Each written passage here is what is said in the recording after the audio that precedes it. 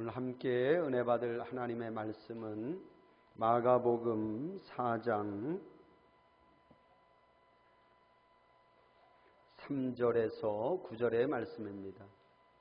마가복음 4장 3절에서 9절의 말씀. 들으라, 씨를 뿌리는 자가 뿌리러 나가서 뿌릴새 더러는 길가에 떨어짐에 새들이 와서 먹어버렸고, 더러는 흙이 얕은 돌밭에 떨어짐에 흙이 깊지 아니하므로 곧 싹이 나오나 해가 돋은 후에 타서 뿌리가 없으므로 말랐고, 더러는 가시 떨기에 떨어짐에 가시가 자라 기운을 막음으로 결실하지 못하였고, 더러는 좋은 땅에 떨어짐에 자라 무성하여 결실하였으니 30배나 60배나 100배가 되었느니라 하시고, 또 이르시되 들을 귀 있는 자는 들으라 하시니라.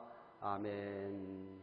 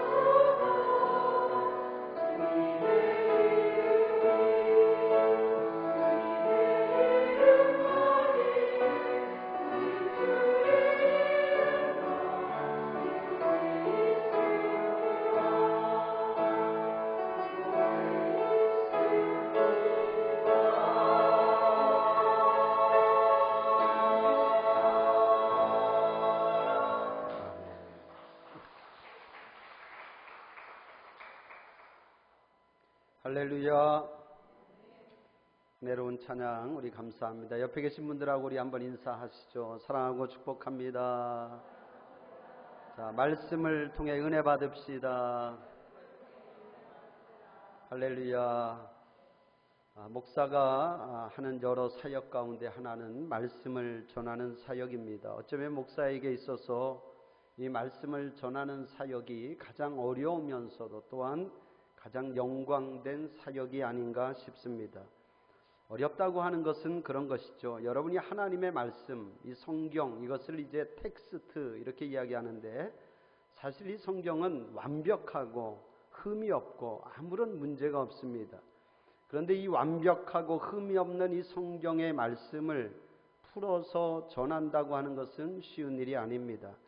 물론 이 말씀을 잘 전하기 위해서 신학교육도 받고 또 성경도 많이 읽고 또 기도하고 책도 보지만, 이 말씀은 전능하신 하나님의 말씀이고, 할렐루야, 전하는 자는 유한한 인간입니다. 아무래도 불완전할 수밖에 없습니다.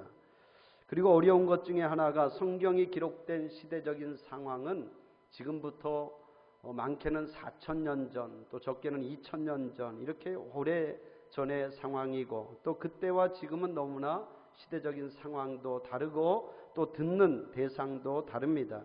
그런 상황에서 하나님의 말씀을 살아 역사하는 생명의 말씀으로 전한다고 하는 것이 쉬운 일은 아닙니다. 그런 어려움에도 불구하고 이 진리의 말씀, 생명의 말씀을 선포할 수 있다라고 하는 것은 목사에게 주어진 영광스러운 사역이다, 저는 늘 그렇게 생각합니다. 여러분, 설교하는 저를 위해서 더 많이 기도해 주시고, 부족한 설교이지만 잘 들어주시면 감사하겠습니다. 여러분, 그렇습니다. 말씀이 살아있고 생명력 있는 말씀이 되려면 물론 전하는 자도 중요하지만 듣는 여러분도 중요합니다. 할렐루야. 여러분, 그렇잖아요. 아무리 제가 설교를 잘 준비해서 전한다 해도 여러분이 제 말씀을 진심으로 들어주지 않으면 그것은 소용이 없습니다. 반대로 부족한 설교여도 여러분들이 잘 들어주시면 그 말씀이 여러분에게 은혜가 되고 또 생명이 되고 또 능력이 될 줄로 믿습니다. 특별히 오늘 말씀, 예수님께서 말씀을 듣는 사람들의 마음밭에 대해서 이야기하고 있어요. 그 마음밭, 그 토양에 대해서 우리에게 말하고 있습니다. 4가지 토양에 대해서 말씀하고 있는데, 과연 여러분의 지금 마음의 밭은 어떤 토양인지 오늘 말씀을 통해서 한번 점검해 보시면 좋을 것 같습니다. 먼저 이 4가지 토양에 대해서 말씀하기 이전에 주님이 우리의 마음의 밭을 토양, 흙에 비유한 것은 저는 참 놀라운 비유다 이렇게 생각합니다. 왜냐하면 여러분, 우리의 몸이 흙이기 때문이잖아요. 우리의 몸이 토양이기 때문이잖아요. 그러니까 주님이 이것을 의도하고 이렇게 말씀하시는지는 몰라도 주님이 우리의 마음밭을 흙에, 토양에 비유한 것은 저는 참 놀라운 일이다 이렇게 생각을 해봅니다. 창세기에 보면 하나님께서 우리를 지으실 때 뭐로? 흙으로. 할렐루야. 흙으로 우리를 지으셨다. 흙으로 지으시고 그 안에 생기를 불어넣으셨습니다. 그렇습니다, 여러분. 우리 인간의 본질은 흙입니다. 흙에서 와서 흙으로 돌아갈 몸입니다. 여러분, 잊지 마십시오. 우리가 대단한 것 같아도 우리는 흙이라고 하는 이 사실을 잊지 않기를 바랍니다. 늘 겸손하게 하나님을 신뢰하고 하나님을 믿으면서 살아갈 수 있기를 축원합니다. 우리 인간의 본질은 흙인데, 그 흙인 우리 인간이 생명, 살아있는 영적인 존재가 되기 위해서는 하나님의 숨결이 우리 안에 들어와야 되죠. 그 하나님의 숨결이 뭡니까? 하나님의 말씀인 줄로 믿습니다. 할렐루야. 말씀이 우리 안에 들어와야 그때 우리가 진짜 영적인 존재가 될 수 있다라고 하는 그러한 말씀입니다. 근데 문제는 그 하나님의 생기, 그 말씀을 받아들이는 토양이 다 다르다는 것입니다. 여러분, 이 세상의 토양이 다 다른 것처럼 우리 마음의 토양도 다르다는 거예요. 주님이 4가지의 토양에 대해서 말씀하고 있습니다. 길가가 있고 돌밭이 있고 가시떨기가 있고 그리고 마지막으로 좋은 땅이 있다고 그렇게 말씀하고 있습니다. 여러분, 우리는 이 비유를 잘 알고 있습니다. 근데 우리는 주로 이 비유를 그렇게 이야기를 해요. 토양도 4종류의 토양이 있는 것처럼 사람도 4종류의 사람이 있다 이렇게 이야기합니다. 그래서 아무개를 생각하면서 아무개는 그 마음밭이 길가야, 아무개는 그 마음밭이 좋은 땅이야, 우리는 그렇게 이해를 합니다. 그런데 여러분, 실제로 그럴까요? 한 번 마음밭이 길가인 사람은 끝까지 길가일까요, 여러분? 한번 마음밭이 좋은 땅인 사람은 끝까지 좋은 땅이냐 말이죠. 그렇지 않을 것입니다. 우리 속에요, 이 네 가지의 토양이 다 있다는 거예요. 이게 서로 다른 사람을 말하고 있는 것이 아니라 우리 안에 이 네 가지의 마음의 밭이 다 있다라고 하는 그러한 말씀입니다.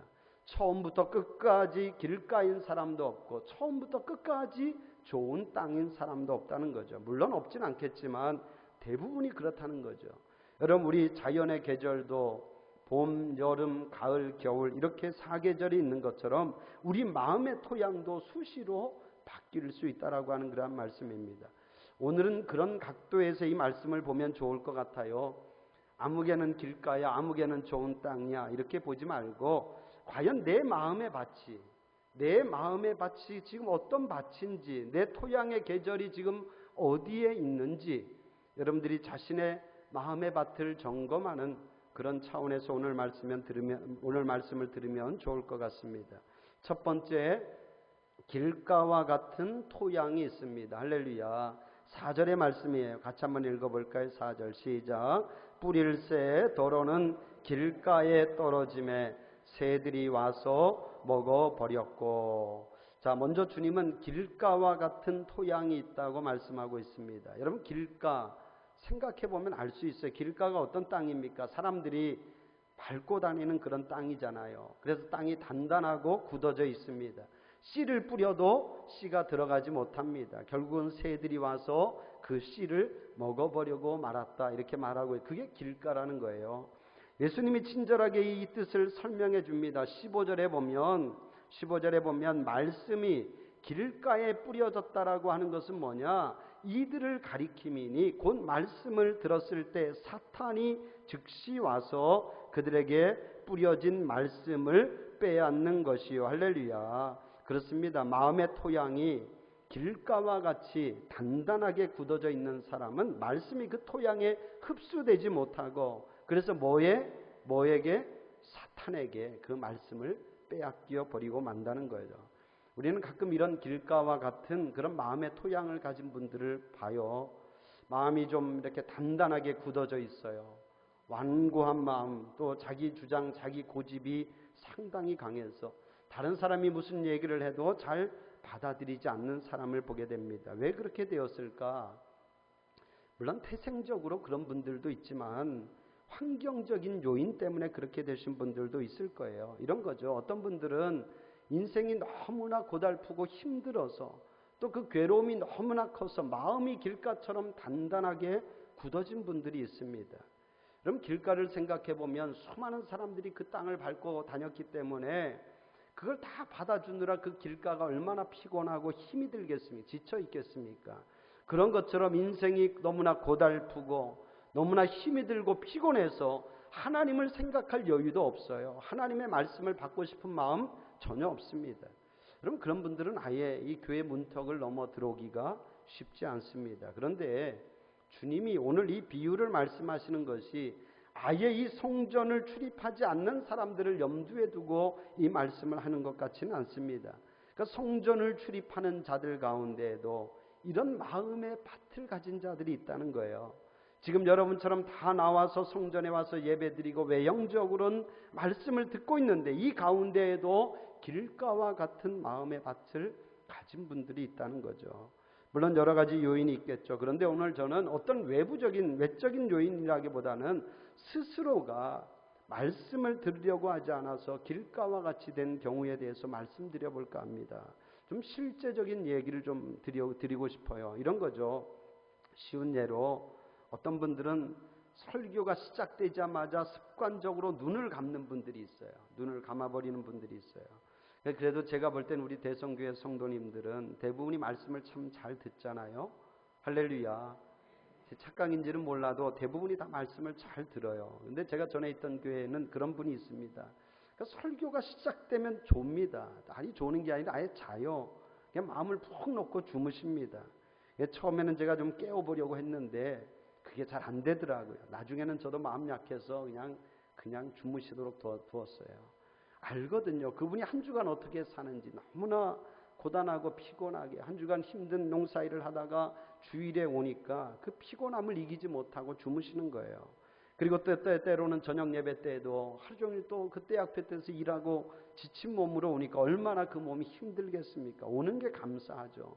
그래, 주무시더라도 교회에 와서 주무시는 게 좋지. 그렇게 생각하고 아예 깨우질 않았어요. 근데 그러다 보니까요, 그분이 완전히 그게 습관이 돼버리는 거예요. 습관이 돼요. 그냥 그래서 설교 시간만 되면 그냥 주무십니다. 설교 시간이 아예 그분에게는 주무시는 시간이에요. 설교 시작하면 눈 감고 끝나면 눈을 뜨는 거예요. 여러분, 결코 좋은 신앙의 모습이 아닙니다. 여러분, 축복하기는 설교 시간에 눈 감지 말고 눈 크게 뜨고 할렐루야, 저를 사랑스러운 눈빛으로 바라보면서 부족한 설교일지라도 잘 들으려고 하실 수 있기를 바랍니다. 그런 거에 어떤 분들은 스스로가 눈을 감아서 말씀을 듣지 못하는 분들도 있고, 또 어떤 분들이 이런 경우도 있죠. 양심의 가책이 있기 때문에 아예 말씀을 들으려고 하지 않는 분들도 있어요. 이런 분들은 말씀을 들으면서 저 말씀은 목사가 나를 염두에 두고 나 들으라고 하는 소리가 아닌가 이렇게 생각을 하죠. 근데 여러분, 저를 포함해서 그 어떤 목사님들이 설교하면서 특정 사람을 염두에 두고 그 사람을 공격하기 위해서 말씀을 전하는 분은 없다고 생각합니다. 아무튼 저는 분명하게 제가 말씀드릴 수 있어요. 저는 지금까지도 제 양심에 비추어 그런 마음으로 설교한 적 한 번도 없고 앞으로도 없을 것입니다.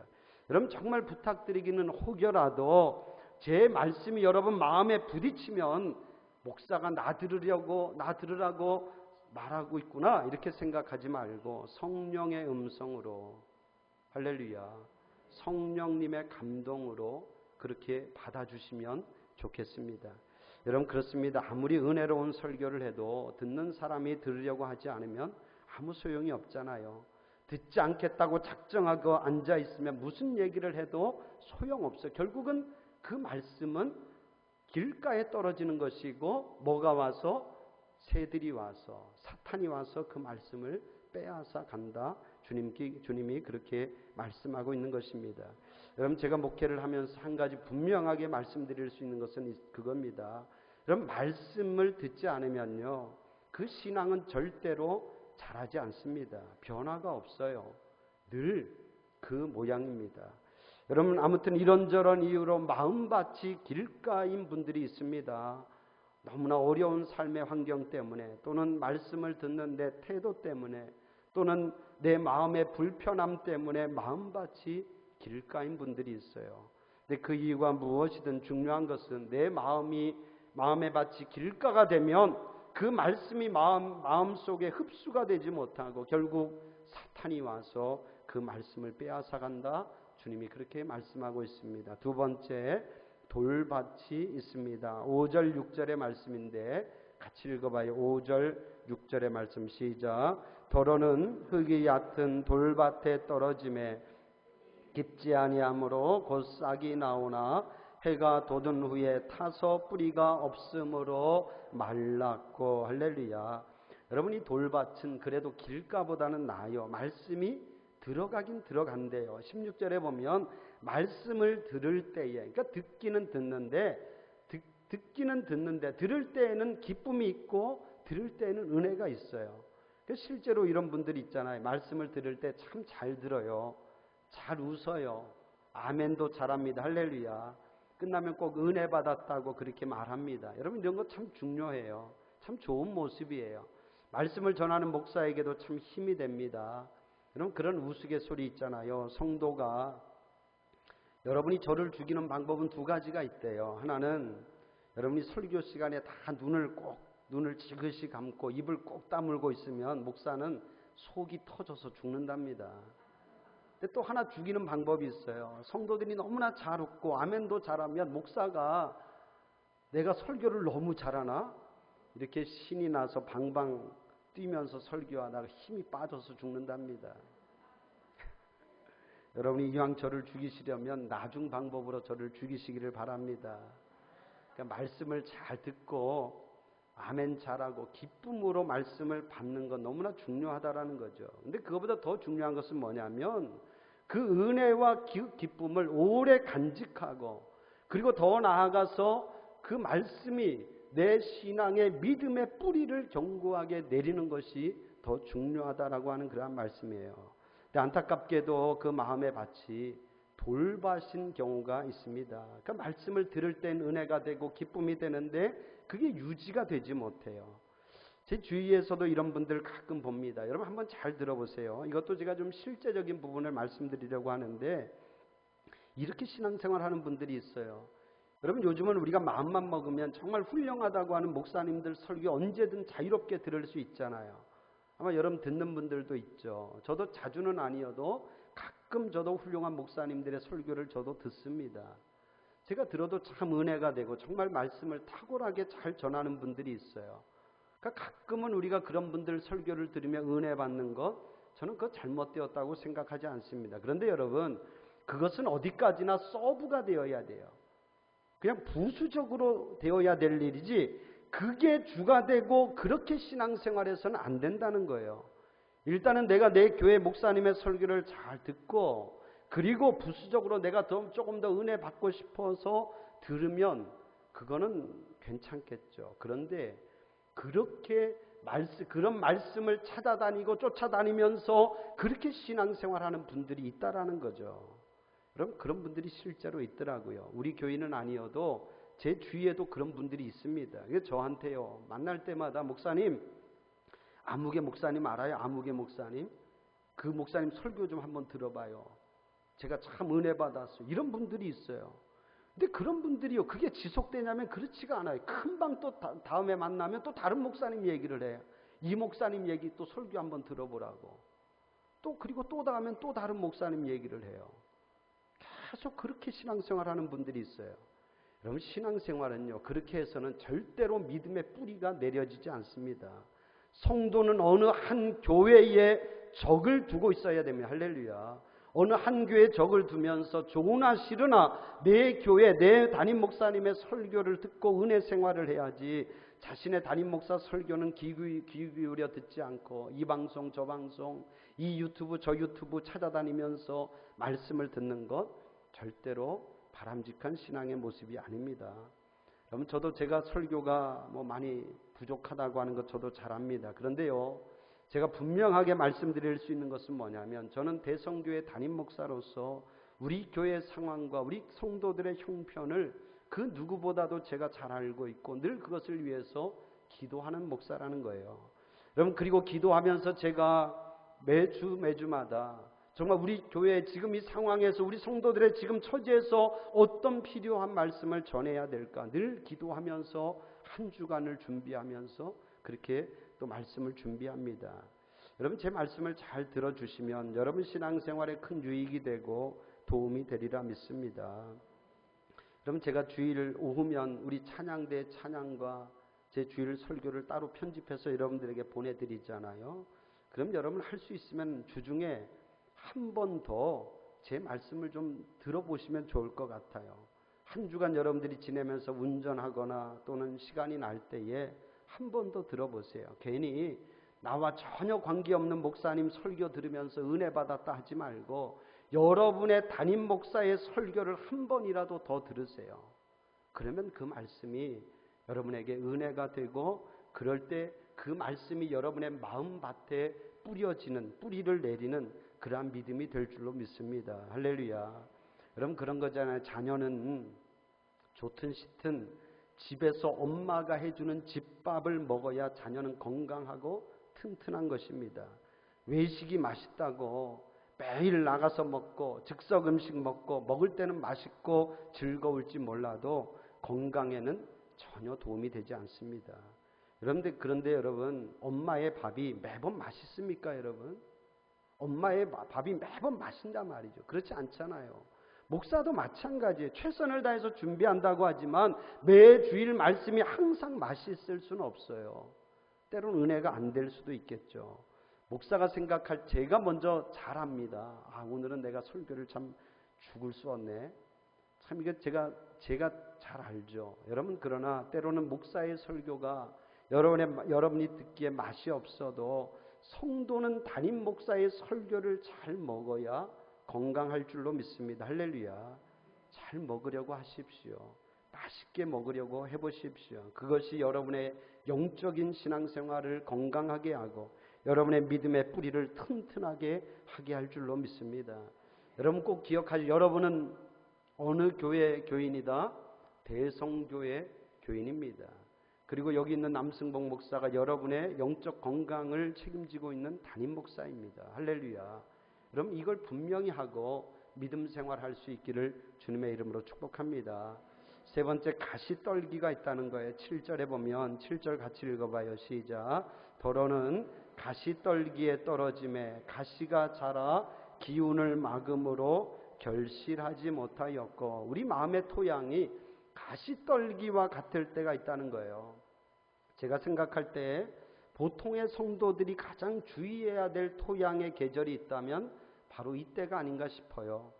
가시떨기는 그래도 길가나 돌밭보다는 더 낫습니다. 말씀도 잘 듣고 또 신앙의 어떤 그런 환난이나 또 여러 고난도 박해도 견뎌낸 세월이 있습니다. 그래 나름의 신앙의 연륜도 있고 직분도 받았습니다. 그런데 문제는 열매가 없대요. 결실이 없다라고 하는 그런 말씀. 결실하지 못하였고, 왜 열매가 없을까?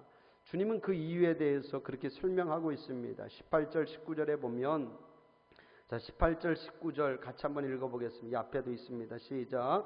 또 어떤 이는 가시떨기에 뿌려진 자니 이들은 말씀을 듣기는 하되 세상의 염려와 재물의 유혹과 기타 욕심이 들어와 말씀을 막아 결실하지 못하게 되는 자요. 세상의 염려, 재물의 유혹, 기타 욕심 때문에 말씀이 결실을 맺지 못한다. 참 현실적이고 구체적인 문제입니다. 먼저 세상에 염려가 있다는 거예요. 여러분 염려는 다 있잖아요. 이게 나이 들어갈수록 염려가 더 많이 생기는 것 같아요. 나이 들면 들수록 삶의 무게가 더 무거워지고 책임져야 될 일도 더 많고 아무튼 염려할 일들은 더 많이 생깁니다. 염려가 생기는 것은 뭐 믿든 믿지 않는 모든 자에게 다 동일하지 않겠습니까? 중요한 것은 그 염려를 어떻게 처리하느냐 하는 거겠죠. 주님은 우리에게 분명히 말씀합니다. 마태복음 6장 25절 이하에 보면 그러므로 내가 너희에게 이르노니 목숨을 위하여 무엇을 먹을까, 무엇을 마실까, 몸을 위하여 무엇을 입을까 염려하지 말아라. 염려는 다 이방인들이 구하는 것이라. 너희 하늘 아버지께서 이 모든 것이 너희에게 있어야 할 줄을 아시느니라. 할렐루야. 그럼 생각해보면 우리의 염려의 대부분의 일이 뭡니까? 육의 일을 위한 염려잖아요. 사실 육신의 일을 위한 염려예요. 한 주간 무엇을 먹어야 되지, 무엇을 입어야 되지, 아니면 내가 어디에 살아야 되지, 어떻게 살아야 되지, 다 육신의 일을 위한 염려입니다. 물론 우리가 이 육신의 염려로부터 벗어날 길은 없습니다. 그러나 주님은 우리에게 분명히 말씀하고 있어요. 염려하지 말아라. 염려는 하나님을 모르는 자들이, 하나님을 믿지 않는 이방인들이 하는 거다. 너희는 하나님을 믿고 하나님을 신뢰하라. 할렐루야. 염려를 하나님께 맡기고 기도하라. 이렇게 말씀하고 있습니다. 그럴 때 우리 마음에 하나님이 주시는 평강이 임할 줄로 믿습니다. 여러분 축복하기는 염려 때문에, 염려가 너무 많아서 그 염려 때문에 신앙이 결실치 못하는 그런 안타까움이 여러분에게 없기를 주님의 이름으로 축원합니다. 물질의 유혹도 그렇습니다. 이것도 참 실질적인 부분이 있잖아요. 많은 사랑 성도들이 온전한 신앙생활을 하지 못하는 이유 중에 하나가 물질이 크지 않습니까? 때로는 이 물질 때문에 우리의 신앙이 참 위축될 수가 있어요. 근데 여러분 아무튼 이 물질의 문제도 어려운 문제이지만 여러분 믿음으로 이 물질도 잘 극복하고 이길 수 있기를 주님의 이름으로 축복합니다. 바라기는 물질 때문에 넘어지지 않았으면 좋겠어요. 물질 때문에 시험 들지 마십시오. 물질 때문에 여러분의 신앙생활이 열매 맺지 못하는 그런 안타까움이 없기를 주님의 이름으로 축원합니다. 아무튼 가시떨기와 같은 마음의 밭을 가진 사람은 뭐냐? 말씀을 듣기는 듣습니다. 그리고 신앙의 연수도 제법 되었어. 그런데 염려가 너무 크고 물질에 대한 욕심 또는 유혹 이런 것 때문에 그 열매를 결실하지 못하는 자다. 주님이 말씀하고 있습니다. 마지막으로 좋은 땅이 있다는 거예요. 자, 8절의 말씀인데 같이 읽어봅니다. 8절 시작. 더러는 좋은 땅에 떨어짐에 자라 무성하여 결실하였으니 30배나 60배나 100배가 되었느니라 하시고 할렐루야. 그럼 밭이 참 중요합니다. 오늘 주님이 밭에 대한 이야기를 하고 있잖아요. 밭이 참 중요해요. 농사도 지어보면 밭이 얼마나 중요한지를 잘 압니다. 똑같은 땅이어도 밭에 따라서 수확이 확실히 다르지 않습니까? 딱딱한 길가 돌밭은 아무리 씨를 뿌려도 열매가 없어요. 그러나 그 땅이 부드럽고 보슬보슬하면 무엇을 심어도 열매를 잘 맺습니다. 할렐루야. 우리 마음의 밭이 그렇다는 거예요. 똑같은 씨가 다 여러분 마음밭에 뿌려지는데 여러분의 마음의 밭에 따라서 그 열매가 다르다는 거죠. 여러분이 오늘도 저로부터 다 똑같은 말씀을 듣습니다. 다른 말씀을 듣는 것이 아니에요. 그런데 오늘 제 말씀이 누군가에게는 아무 의미 없는 말씀이 될 수도 있겠죠. 이 자리에 앉아 있지만 세상 염려가 너무 많고 또 걱정이 많아서 도무지 말씀이 들어오지 않는 분들도 있겠죠. 또 누군가는 의도적으로 마음의 문을 닫고 계시는 분들도 있을지 모르겠습니다. 그런데 누군가는 오늘 말씀이 또한 기쁨이 되고 또 생명이 되고 능력이 되는 분들도 있을 것이라고 생각합니다. 할렐루야. 여러분 기억하십시오. 내게 은혜가 안 된다고 모두에게 은혜가 안 되는 것 아닙니다. 누군가는 오늘 말씀을 통해서 은혜 받고 있고 또 이 말씀을 통해서 새 힘과 용기를 가지는 분들이 분명히 있다는 거예요. 말씀에 문제가 있는 것이 아니라 씨에 문제가 있는 것이 아니라 은혜를 받고 못 받고는 누구에게 달려있다. 누구에게 달려있다. 여러분의 마음밭에 달려있다는 거예요. 누구 책임이다? 내 책임이라고 하는 그런 말씀이에요. 여러분의 마음의 밭이 다 좋은 땅이 되었으면 좋겠습니다. 제가 가끔 우리 교회를 등록하는 분들, 여기 우리 지난번에 이상옥 집사님 이렇게 등록하시면서 저에게 그런 말씀 주셔요. 가끔 그런 말씀 들어요. 목사님 말씀이 귀에 쏙쏙 잘 들어와요. 왜 아멘 안 하세요? 너무 은혜가 됩니다. 그래서 제가 이 교회 등록해요. 이런 분들이 실제로 있어요. 여러분은 뭐 매번 제 설교를 들으니까 어떤 감흥이 없을지 몰라도 우리 교회를 등록하면서 저에게 그렇게 말씀해 주시는 분들이 있습니다. 목사님 말씀이 너무 잘 들리고 은혜가 돼서 이 교회를 등록합니다. 그런 말을 들을 때마다 참 목사로서 기쁘고 참 보람이 됩니다. 여러분 축복하기는 여러분의 마음의 밭이 늘 부드럽고 보슬보슬한 그런 밭이 되었으면 좋겠습니다. 그러려면 어떻게 해야 될까 여러분? 여러분의 마음의 밭을요 늘 계속 갈고 또 갈고 갈아야 됩니다. 그런 수고와 노력이 있어야 돼요. 여러분 농부가 땅을 그냥 두면 어떻게 돼요? 그 땅이 딱딱해지잖아요. 그래도 한 번이라도 더 갈고 가른 사람의 밭이 더 부들부들하고 더 보슬보슬하고 부드러워지는 거예요. 그런 밭이 열매가 더 많은 겁니다. 여러분의 마음의 밭도 마찬가지예요. 그냥 두면 딱딱해지죠. 그러면 여기 와서 누가 예수님이 설령 말씀을 전해도 은혜가 안 됩니다. 은혜를 못 받습니다. 여러분 농부가 풍성한 수확을 얻기 위해서 부지런히 그 밭을 갈고 또 갈듯이 여러분도 여러분의 마음의 밭을 수시로 부지런히 잘 갈기를 바랍니다. 늘 여러분의 마음의 밭이 부드러운 밭으로 되어 있었으면 좋겠어요. 목사가 무슨 얘기를 해도 다 은혜가 되고 그 말씀이 여러분에게 다 능력이 되는 그런 말씀이 되기를 제가 주님의 이름으로 축복합니다. 여러분 그러면 좋겠습니다. 제가 토요일이면 여러분에게 주일 소식을 전하면서 주보도 제가 찍어 보내잖아요. 여러분들이 다 꼼꼼히 보면서 주일 설교 본문과 제목 한번 보십시오. 그리고 사모하십시오. 할렐루야. 이번 주에는 목사님이 어떤 말씀을 하실까? 사모함으로 기도하면 반드시 그 말씀이 여러분에게 은혜가 될 줄로 믿습니다. 사랑하는 성도 여러분, 이제 말씀을 맺겠습니다. 지금 여러분의 마음의 밭은 어떤 상태인지요? 마음이 닫혀서 아무런 말씀도 들어오지 않는 길가인가요? 아니면 들을 때 기쁨은 있지만 환난이나 어려움 때문에 오래 지속되지 못하고 있는 돌밭인가요? 아니면 세상의 염려나 물질의 염려가 너무 많아서 열매 맺지 못하고 있는 가시떨기인지요? 축복하기는 여러분의 마음의 밭이 좋은 땅이 되기를 축원합니다.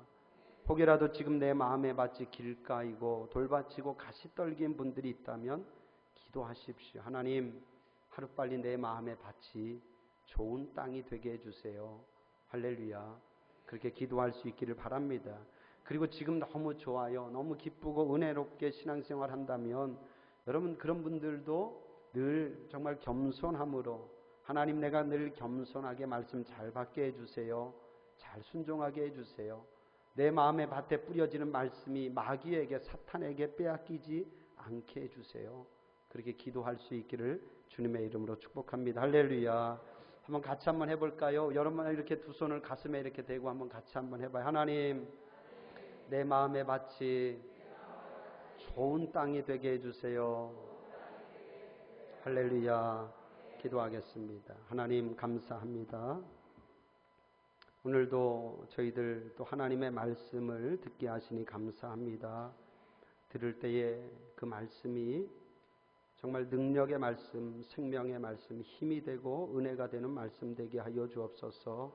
내 마음의 밭이 늘 좋은 땅이 되기를 원합니다. 부드러운 땅 되게 하시고 보슬보슬한 땅이 되어서 그 말씀이 내 안에 잘 흡수가 되어서 풍성한 결실과 열매를 맺게 하여 주옵소서.